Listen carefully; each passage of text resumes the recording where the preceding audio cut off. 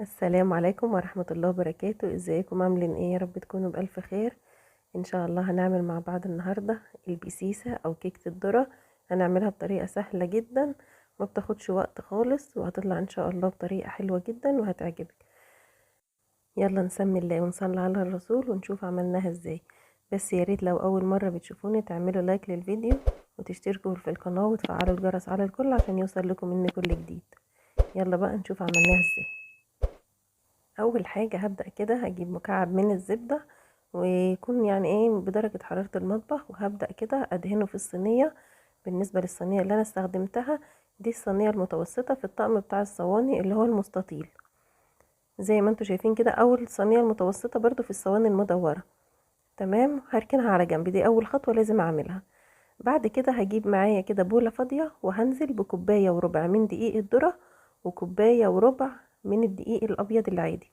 انا مش هنخل الدقيق علشان الدقيق الذرة بيكون فيه خشونة شوية واحنا محتاجينها. وبعد كده هنزل بباكت من الكيك شيف ورشة بسيطة خالص من الملح، وهبدأ كده اخلطهم كويس اوي مع بعض، وبعدين هركنهم على جنب زي ما انتوا شايفين كده بالظبط. بعد كده هبدأ اجيب بولة تانية فاضية وهنزل فيها ب3 حبات من البيض. المقادير انا كده كده هكتبها في صندوق الوصف تحت الفيديو. هبدأ كده انزل ب3 بيضات، ومعايا كوباية وربع من السكر. السكر هنا مظبوط جدا ومش هتحتاج سكر تاني، كوباية وربع من السكر. وبعد كده هنزل بمعلقة صغيرة من الفانيليا، وممكن تحطي فانيليا سايلة. هضربهم بقى كده بالمضرب الكهربائي كده مع بعض كويس قوي لحد اما لونهم يفتح معايا والخليط يبقى كريمي جدا. هضرب فيه يعني حوالي كده 5 دقايق لحد اما اللون بتاع الخليط ده يفتح خالص معايا زي ما انتوا شايفين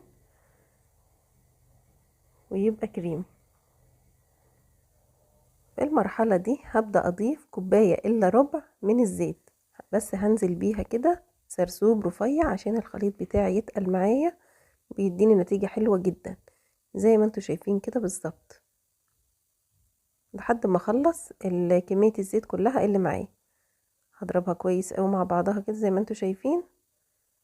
ويا ريت نستخدم زيت يكون نضيف وما يكونش له ريحة علشان ما يأثرش على جودة الكيكة بتاعتنا. هنفضل نضرب فيها كويس قوي. وبعد كده هبدأ انزل بمعلقة كبيرة من الخل. الخل هنا بيكون محسن وبيدي هشاشة للكيك بتاعنا. بعد كده هنزل بكوباية من الحليب او اللبن، وهبدأ اضرب كده بس اهدي السرعة. اضرب كويس قوي لحد ما المكونات كلها تمتزج مع بعضها. في المرحلة دي هبدأ انزل بالدقيق بتاعي اللي انا قلبته مع بعضه على المكونات السايلة، هنزل بيه على مرتين. وبعد كده هبدأ اضرب كويس قوي لحد ما يختفي الدقيق معايا، واول ما يختفي اوقف ضرب زي ما انتوا شايفين كده بالظبط. وبعد كده هنزل بباقي كمية الدقيق اللي معايا وابدأ اضرب تاني لحد ما يختفي الدقيق معايا.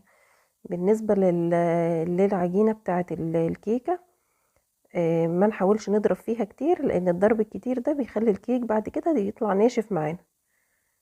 اول ما يختفي الدقيق وتمتزج المكونات مع بعضها بنوقف ضرب على طول.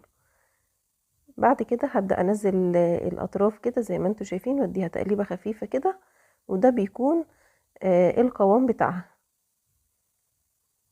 تمام، ابدأ انزل كده بالخليط بتاعي كله في الصينية زي ما انتوا شايفين. القوام بتاعها ناعم جدا وكريمي، هو ده القوام المظبوط بتاعها. هدخلها الفرن على درجة حرارة 180. الفرن بيكون شغال من تحت بس، وبنكون مشغلينه من قبل ما نشتغل بحوالي 10 دقايق. الكيك لازم يدخل على فرن سخن. وبعد بتاخد في الفرن حوالي 35 دقيقة. ما نفتحش الفرن قبل كده علشان الكيك ما يهبطش معانا.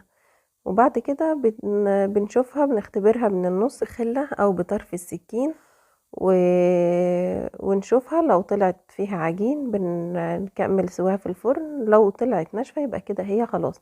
هي بتاخد حوالي 35 دقيقة في الفرن، وبتطلع بالشكل اللي انتوا شايفينه ده. حاجة كده ما شاء الله، طالعة هشة جدا وخفيفة. بالنسبة للونها، في كيكة ممكن تلاقيها لونها اصفر، وده بيكون لدقيق الذرة. هو في منه نوعين، في منه الابيض وفي منه الاصفر، بس بيكون طعمها حلو جدا وبتكون هشة جدا لعشاق كيكة الذرة. زي ما انتوا شايفين حلوة قوي جنب كوباية الشاي الصبح. يلا بقى ادعموني بلايك، عشان اللايك بيرفع الفيديو، بيخلي اكبر عدد من الناس تشوف الفيديو.